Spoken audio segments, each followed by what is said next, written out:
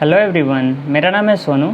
इस वीडियो में हम बात करने वाले हैं WBJEE में फिजिक्स में होने वाली छोटी छोटी गलतियों के बारे में, और साथ ही कुछ ट्रिक भी देखेंगे जिनके हेल्प से आप क्वेश्चन को कैसे इजीली बना सकते हैं।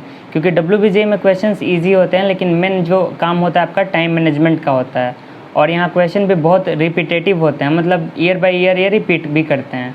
तो चलिए हम देखते हैं इस वीडियो में बहुत सारे टिप्स एंड ट्रिक्स। साथ ही अगर आप इस चैनल पर नए हैं तो चैनल को सब्सक्राइब कर दें और बेल आइकन को दबाएं, ताकि आगे भी आपको ऐसी इंपॉर्टेंट वीडियोस मिलती रहें। चलिए वीडियो में हम सबसे पहले बात करते हैं सबसे फर्स्ट क्वेश्चन की। तो हमारा जो सबसे फर्स्ट क्वेश्चन है यहाँ पे, which of the following diagrams correctly show the relation between the terminal velocity Vt of A spherical body falling in a liquid and viscosity V of the liquid. यहाँ पे एक चीज़ बस ध्यान रखने की चीज़ है, वो है यहाँ पे एक V जो दिया हुआ है, ये V एक्चुअल में वेलोसिटी नहीं है।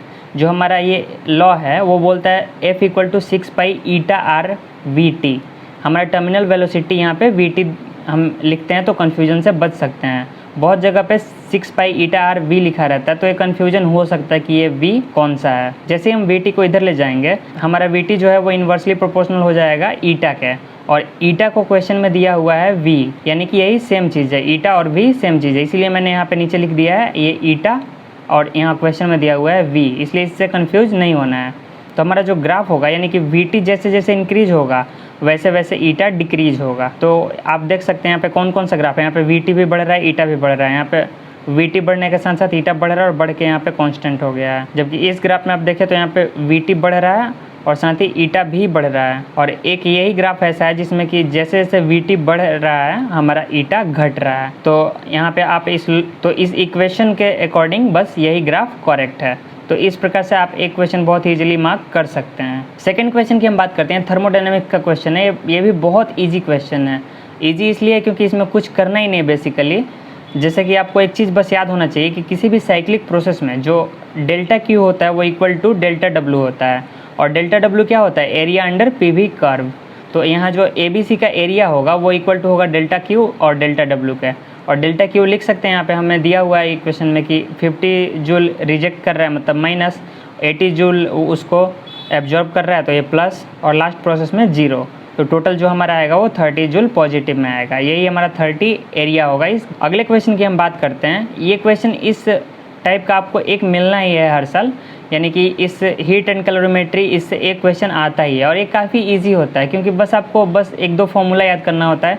एक तो आपका होता है ms डेल्टा T, और दूसरा होता है m × L। और ये तो आपको पता ही होगा कि S जो होता है स्पेसिफिक हीट होता है, और L जो होता है वो लैटेंट हीट होता है। इस क्वेश्चन में हमें यहाँ पे WBJEE में वैल्यूज़ दी हुई नहीं है, लेकिन अगर आपने प्रैक्टिस की हुई है तो आपको ये सारी वैल्यूज़ याद होंगी। तो ये क्वेश्चन बस इसी का यूज करके बन जाएगा, और कैलोरीमीटर के इक्विवेलेंट उतने ही मास का हमें वाटर ले लेना होता है क्वेश्चन में, उसको बैलेंस करने के लिए। अगले क्वेश्चन की हम बात करते हैं। भी बहुत स्टैंडर्ड क्वेश्चन है।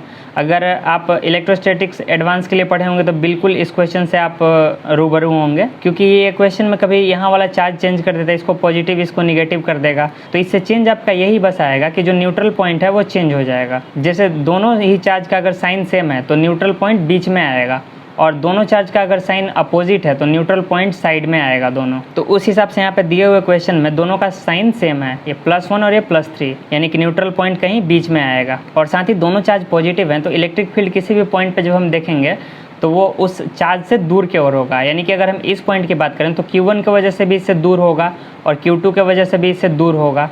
तो ओवरऑल जो होगा इस डायरेक्शन में होगा, यानी कि निगेटिव होगा। निगेटिव होगा यानी कि इसका जो ग्राफ आएगा वो नीचे आएगा एक्सिस के, एक्स एक्सिस जो हमारा होगा। साथ ही अगर हम किसी बीच के पॉइंट पे बात करें तो बीच के पॉइंट पे आप थोड़ा दूर के लिए देखेंगे, यहाँ पे Q1 का फील्ड जो होगा वो इधर होगा, और Q2 का फील्ड जो होगा इधर होगा। लेकिन Q1 से डिस्टेंस बहुत यहाँ पे कम है, और डिस्टेंस कम होगा यानी इलेक्ट्रिक फील्ड ज़्यादा होगा, क्योंकि इन्वर्सली प्रोपोर्शनल होता है। तो इस वजह से यहाँ पे E1 डोमिनेट करेगा, और जो नेट फील्ड होगा वो पॉजिटिव डायरेक्शन में होगा।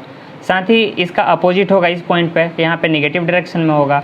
और आगे यहाँ पे बात करें तो यहाँ पे फिर से अवे फ्रॉम चार्ज हम देखेंगे तो Q2 से भी अवे और Q1 से भी अवे, तो टोटल जो होगा वो पॉजिटिव डायरेक्शन में होगा। तो इस तरह से इस क्वेश्चन का भी हम इजीली ऑप्शन चूज कर सकते हैं। अगले क्वेश्चन की हम बात करते हैं। ये क्वेश्चन एक्चुअली इलेक्ट्रोस्टैटिक्स का भी है, और साथ ही आपका वर्क एनर्जी थ्योरम का भी है। इस क्वेश्चन में भी कुछ नहीं करना है, बस सिंपल सा कॉन्सेप्ट है कि जब चारों चार्ज एक साथ हैं, मतलब एक दूसरे के फोर्स ऑफ अट्रैक्शन से रुके हुए हैं, उस कंडीशन में वेलोसिटी नहीं है, इस वजह से इनका काइनेटिक एनर्जी जीरो होगा, यानी इनिशियल काइनेटिक एनर्जी जीरो हो गया। और जब ये इन्फिनिटी पे चले जाएंगे तो इन्फिनिटी पे पोटेंशियल एनर्जी जीरो हो जाता है, यानी कि जो इनका पोटेंशियल एनर्जी होगा अभी जब ये चारों यहाँ पे स्क्वायर के कॉर्नर पे हैं, वही बाद में इनका काइनेटिक एनर्जी हो जाएगा। तो ओवरऑल आपको क्या करना है इस क्वेश्चन में, बस आपको पोटेंशियल एनर्जी फाइंड आउट करना है और उसका सिंपल फॉर्मूला होता है KQ1Q2/R। तो इस फॉर्मूला का यूज करके आप सिंपली इसको फाइंड आउट कर सकते हैं, पेयर वाइज करके टोटल पोटेंशियल एनर्जी कैलकुलेट कर सकते हैं, यही आपका फाइनल काइनेटिक एनर्जी भी हो जाएगा। अगले क्वेश्चन की हम बात करते हैं, तो इस क्वेश्चन में भी आपको कुछ नहीं करना है, बस एक लाइन आपको याद होना चाहिए कि जो भी क्लोज लूप होता है उस पर जो नेट फोर्स होता है वो जीरो हो जाता है, यानी कि किसी भी क्लोज लूप पे यूनिफॉर्म मैग्नेटिक फील्ड में फोर्स नहीं लगेगा। ये आपको बस एक सिंपल लाइन याद रहना चाहिए और इस क्वेश्चन का आंसर हो गया। अगले क्वेश्चन की हम बात करते हैं, ये भी काफ़ी स्टैंडर्ड क्वेश्चन है, ऐसा क्वेश्चन बहुत बार आपने बनाया होगा और ऐसा क्या सेम वैल्यू के साथ बनाया होगा। इसमें कुछ भी नहीं करना होता है, बस आपका ये क्योंकि इन्फिनाइट रेसिस्टेंस है, हमको देखना होता है सर्किट कहाँ से आइडेंटिकल हो जा रहा है। तो आप देख पा रहे होंगे यहाँ पे 2R और R, इसके बाद के सर्किट को देखें तो फिर ये रिपीट कर रहा है 2R, तो इस वजह से इस टोटल का जो इक्विवेलेंट रेसिस्टेंस होगा वो ऑलमोस्ट इक्वल होगा जो हमारा एक्चुअल इक्विवेलेंट रेसिस्टेंस होगा, जिसको यहाँ पे हम मान लीजिए X मान लेते हैं। तो इसको X को हम कनेक्ट कर देंगे R के साथ पैरेलल में, उसके बाद सिंपली हम X और R का इक्विवेलेंट निकाल लेंगे, इसका कुछ इक्विवेलेंट आएगा दोनों का पैरेलल में, उसके बाद X और R का हम इक्विवेलेंट निकाल लेंगे पैरेलल में, इसका कुछ इक्विवेलेंट आएगा, उसको ऐड कर देंगे 2R से क्योंकि सीरीज में है, और ये जो है इक्वल हो जाएगा X के, और इस तरह से हमारा आंसर आएगा X = 1 + √3R। आप इस टाइप के कुछ आंसर्स भी याद कर सकते हैं ताकि एग्जाम में आपका टाइम बच सके। अगले क्वेश्चन की हम बात करते हैं, तो यहाँ पे एक बहुत ही इंपॉर्टेंट कॉन्सेप्ट आपको बताने वाला हूँ। इस क्वेश्चन में बोल रहा है कि एक DC वोल्टेज जब अप्लाई होता है एक सर्किट के दोनों एंड पे, तो इसमें जो करंट है ये धीरे धीरे बढ़ता है और फाइनली कांस्टेंट हो जाता है। तो बताना है आपको इस सर्किट के दो कंपोनेंट कौन से हैं। तो यहाँ पे आपको एक कॉन्सेप्ट पता होना चाहिए कि जब सर्किट में कैपेसिटर होता है उस कंडीशन में जो करंट होता है वो इनिशियली मैक्सिमम होता है और उसके बाद डिक्रीज होते होते फाइनली जीरो हो जाता है, क्योंकि कैपेसिटर जो होता है वो t = 0 पे हमेशा कंडक्टर के जैसा बिहेव करेगा, और जब स्टेडी स्टेट में चला जाएगा सर्किट उस टाइम पे कैपेसिटर फुली इंसुलेटर के जैसा ब्लॉक करेगा, यानी कि कोई भी करंट सर्किट में होगा ही नहीं। और इंडक्टर जो होता है इसका अपोजिट होता है, इंडक्टर में इनिशियली करंट जीरो हो जाता है, उसमें अपोजिट डायरेक्शन में फील्ड जनरेट हो जाती है जो कि करंट को कैंसिल कर देती है, और जब स्टेडी स्टेट में रीच करेगा हमारा इंडक्टर उस केस में जो करंट होगा वो मैक्सिमम हो जाएगा और वो कांस्टेंट हो जाएगा। तो इस तरह से इस सर्किट का एक कंपोनेंट जो होगा वो हमारा इंडक्टर होना कंफर्म हो गया, और अगर इंडक्टर है तो उसके साथ एक रेसिस्टर होना कंपलसरी है क्योंकि ये डीसी सर्किट है। अगले क्वेश्चन की हम बात करते हैं, तो इसे सॉल्व करने की एक्चुअल में कोई ज़रूरत ही नहीं है, इसको आप देखते ही बना देंगे। चलिए मैं आपको बताता हूँ कैसे है। तो जैसा कि इस क्वेश्चन में आप देख पा रहे होंगे यहाँ पे एक सर्किट दिया हुआ है, इस सर्किट में सबसे पहला पॉइंट आपके दिमाग में आना चाहिए कि यहाँ पे स्टेडी स्टेट दिया हुआ है। अभी मैंने पिछले क्वेश्चन में बताया कि कैपेसिटर जो होता है वो स्टेडी स्टेट में इंसुलेटर के जैसा बिहेव करता है, तो ये सर्किट यहाँ से ब्रेक हो जाएगा, यानी कि ये ओपन सर्किट हो जाएगा। तो इसमें करंट का तो कोई बात ही नहीं है, तो ये EMF बिल्कुल ख़त्म हो गया, इसका कोई यूज ही नहीं है। नेक्स्ट इस ब्रांच में हम देखेंगे यहाँ पे जो सेल हैं ये निगेटिव टू निगेटिव कनेक्ट है, यानी कि ये इनका पोटेंशियल जो है एक दूसरे के उल्टा है, यानी कनेक्शन जो है इसका ओवरऑल इफेक्ट जो होगा ये दोनों आपस में कैंसिल हो जाएंगे, और कैंसिल होने की वजह से इस सर्किट में भी यहाँ जो है EMF फाइनल जीरो हो गया।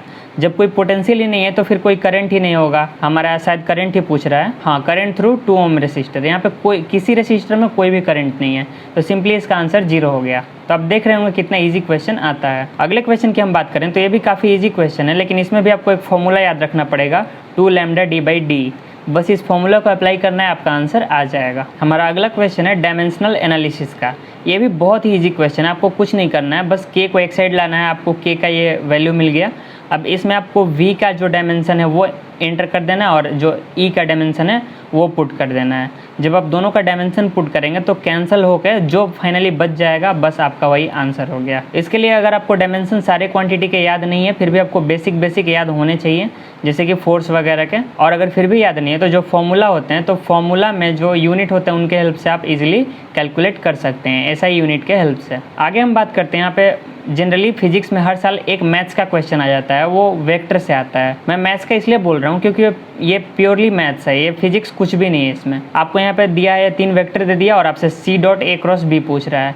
ये क्या होता है? बेसिकली ये होता है आपका स्केलर ट्रिपल प्रोडक्ट। और स्केलर ट्रिपल प्रोडक्ट कैसे निकालते हैं, बस एक डिटर्मिनेंट हमें निकालना होता है और इस डिटर्मिनेंट का वैल्यू कैलकुलेट करिए, आपका आंसर आ गया, एक स्केलर नंबर आएगा। अगले क्वेश्चन की हम बात करते हैं तो यहाँ पे एक बहुत ही इंपॉर्टेंट कॉन्सेप्ट आपको मिलेगा। इस क्वेश्चन में एक फाइटर प्लेन से किसी ऑब्जेक्ट को ड्रॉप किया गया है।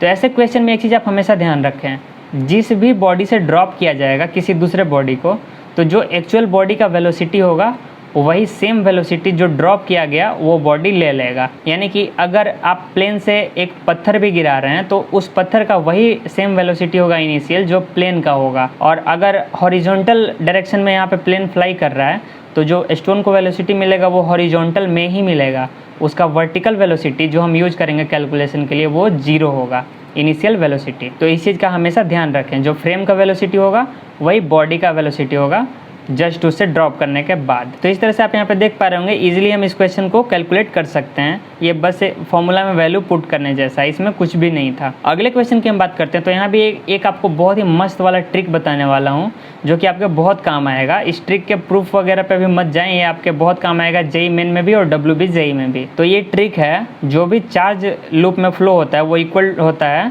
आपके change in flux divided by resistance of the loop.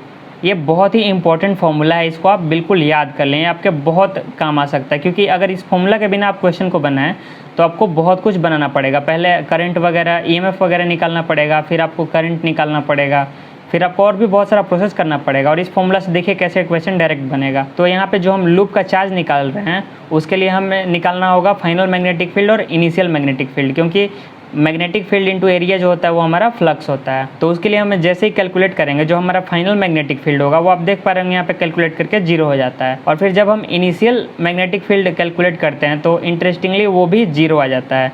यानी कि हमारा B जो है इनिशियली भी 0 और फाइनली भी 0, यानी कि चेंज कुछ भी नहीं हुआ। और जब B ही चेंज नहीं हुआ तो हमारा फाई चेंज नहीं हुआ, फाई चेंज नहीं हुआ तो हमारा चार्ज कोई लूप में फ्लो ही नहीं हुआ, यानी कि इसका आंसर 0। तो देख सकते हैं आप कितना सिंपल क्वेश्चन है अगर आपको एक बस फॉर्मूला पता है तो। और अगर पता नहीं होता तो ये क्वेश्चन आपका मिनिमम 5 मिनट अप्रॉक्स ले लेगा और इस फॉर्मूला के हेल्प से आपको 1 मिनट लगेगा मैक्सिमम। तो इस वीडियो में बस इतना ही। आशा करता हूँ ये वीडियो आप लोगों के लिए हेल्पफुल रहा होगा। ऐसी और वीडियोज़ के लिए चैनल को सब्सक्राइब करें और नोटिफिकेशन को ऑन कर दें ताकि आगे ऐसी वीडियोज़ मिस ना हो और भी इम्पोर्टेंट एग्जाम्स के लिए। तो मिलते हैं आपसे किसी अगले वीडियो में।